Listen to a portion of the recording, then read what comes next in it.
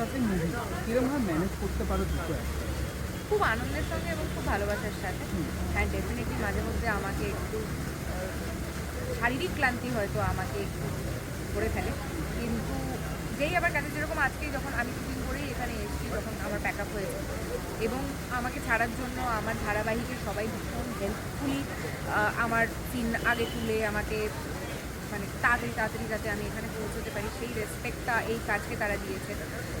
তাদেরকেও আমি অনেক অনেক ধন্যবাদ জানাবো। আমার অন্যান্য কাজের প্রমোশনে আমার প্রোডাকশন হাউস বা আমার চ্যানেল যেভাবে আমার পাশে থাকে, আমার পরিচালক যেভাবে আমার পাশে থাকে, আমার সহ অভিনেতারা যেভাবে আমার পাশে থাকেন, তাদের সবাইকে আমার অনেক অনেক ধন্যবাদ। আমি জানি না কেউ দেখবে কি না, বাট মানে আমি সত্যি তাদের কাছে অনেকটাই কৃতজ্ঞ। না হলে এইভাবে এটাকে ম্যানেজ করা যেত না।